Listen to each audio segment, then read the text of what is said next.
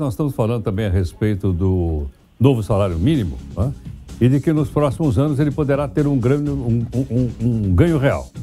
Lembrando que o salário mínimo também é o piso para uma quantidade imensa de aposentados. Mais de 22 ou 23 milhões de aposentados ganham o salário mínimo. E a pergunta que não quer calar é o seguinte: será que a Previdência Social vai ter caixa para bancar isso? Nós pedimos aqui ao professor Wagner Balera, professor de Direito Previdenciário aqui da PUC, para conversar conosco. Professor Balera, muito obrigado aqui por atender a Nova Brasil. Como vai, Heródoto? Tudo bem? E aí, professor, vamos ter dinheiro ou não?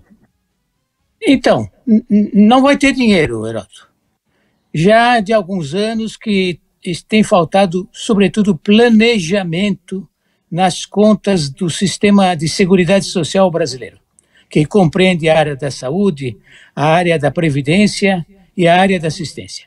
A assistência social aumentou a sua importância, sobretudo na pandemia, para ajuda aos mais pobres, aos que não têm nada, e com isso a despesa da seguridade aumentou. A saúde nem se fala, porque nós tivemos toda a necessidade a demanda enorme de vacinas e procedimentos, etc. E a Previdência tem uma arrecadação muito restrita, basicamente a folha de salários, que é o grande suporte ainda da arrecadação previdenciária, uma vez que as demais receitas, elas têm várias destinações além, propriamente, das aposentadorias. Então, falta planejamento nas saídas. E essa associação com o salário mínimo, embora seja algo louvável, não foi planejada. Não há uma arrecadação automaticamente maior porque o salário mínimo aumenta. Porque, na verdade, há um incremento de despesa. Sempre que o salário mínimo aumenta, como o benefício mínimo é o salário mínimo, há um incremento no dispêndio da Previdência. Durante algum tempo, o Estado brasileiro, a União, vai conseguir bancar, suprimindo as deficiências da Previdência propriamente dita. Mas durante quanto tempo isso vai acontecer? Então, está faltando planejamento. Não quer dizer que o segurado não vai continuar recebendo, que o pensionista não vai continuar recebendo, mas simplesmente vai aumentar enormemente o déficit público com as consequências que a gente conhece. Em suma, teria que vir orçamento, dinheiro de outras áreas do governo e não necessariamente o pagamento feito a contribuição que os aposentados fazem, aqueles que estão na ativa. É isso mesmo. Foram criadas duas poderosas fontes de custeio pela Constituição de 1988. A contribuição sobre o lucro, que é praticamente como se fosse um clone do imposto de renda, né? É a mesma base, inclusive, do imposto de renda das empresas, e a contribuição sobre o faturamento, que é chamada COFINS. São duas novas fontes muito importantes. O que tem acontecido com essas fontes é que o dinheiro não tem sido destinado só para a Previdência. Ele vai para a saúde, vai para a assistência e vai para outras finalidades. E, sobretudo, o governo tem sido zero em fazer renúncia fiscal com o dinheiro da Seguridade Social. Então, se reclama muito desse déficit, mas a arrecadação é prejudicada pela renúncia fiscal. Poderia já haver um basta na renúncia fiscal, isso já desavocaria o cofre do sistema previdenciário. E olha, a notícia de hoje é que tem 17 setores da economia que querem exatamente isso. Eles querem... Então, mas não dá, né? Porque se você aumenta a despesa, é mais ou menos como a nossa conta de casa, a minha e a sua.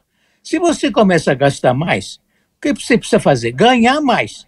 Se você não consegue mais ganho, você tem que diminuir a despesa. Agora, não pode sempre aumentar a despesa sem incrementar a receita. E o que esse pessoal quer é justamente isso. Eu vou deixar de pagar. É muito bom para mim, mas não é bom para a sociedade. Não é bom para os aposentados, não é bom para os pensionistas, não é bom para os pobres. É verdade. Professor, e as chamadas filantrópicas? Olha, fazem um trabalho importantíssimo. O sistema, a rede de filantropia no Brasil, a começar pela mais antiga de todas, que são as Santas Casas, desempenha um papel essencial que o Estado não conseguiria fazer. Mas é preciso uma conta de chegar. Quer dizer, simplesmente a imunidade não significa que todo esse dinheiro que não é arrecadado está sendo aproveitado com as demandas de proteção social. Então, aí mais uma questão de transparência.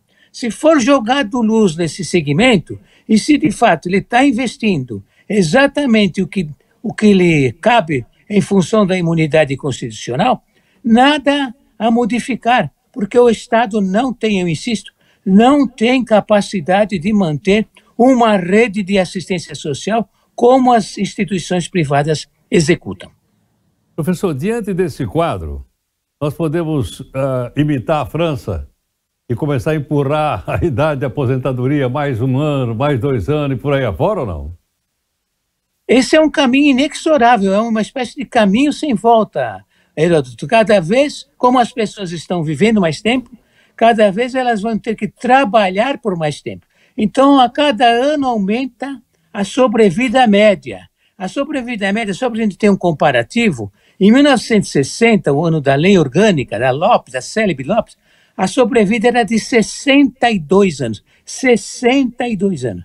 Hoje ela é de 74 anos. É maravilhoso durar 12 anos mais a sobrevida média. Mas significa, do ponto de vista prático, um incremento de muitos anos de despesa. Então, o caminho que já tem sido adotado por inúmeros países, a começar pelo Reino Unido, que inspirou os sistemas de previdência do mundo inteiro, é o incremento da idade da saída, da retirada, da aposentadoria. Acho que isto é um caminho sem volta. Se não me engano, quantos anos são no Reino Unido? 75? 73? Quanto é que é?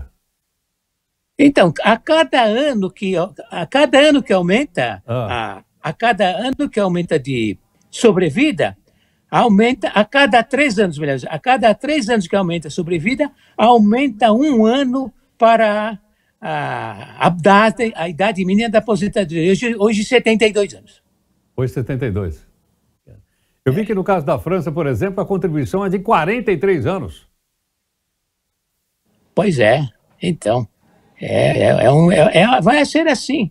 A gente não gosta, mas a sobrevida tem vantagens, mas tem também desvantagens. Agravado pela outra circunstância. Agravado pela outra circunstância, Heródoto, é que o sistema estava baseado em 2 hipóteses que furaram. A primeira era essa, de uma sobrevida X. A segunda era o incremento da natalidade. O incremento da natalidade faria com que a força de trabalho aumentasse num crescento. Isso não se verificou. Não houve o incremento da natalidade.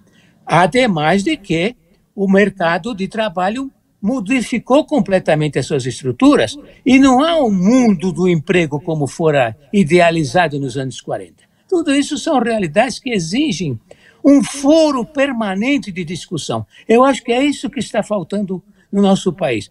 Um foro permanente de discussão das questões previdenciárias. Professor, podia acrescentar nisso também o fato que o número de nascimentos caiu bastante, a própria pirâmide etária brasileira mudou?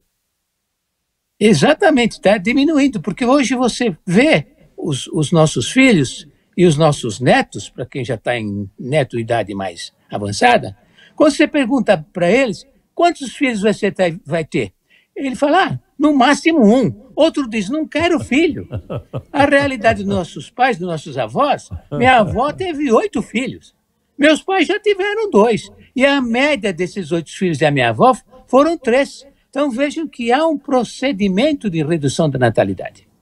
Sem dúvida.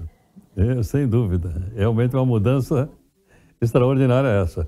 Professor, muito obrigado pela aula. Tá bom. Um grande alegria revê-lo, Heródoto. E conte comigo sempre.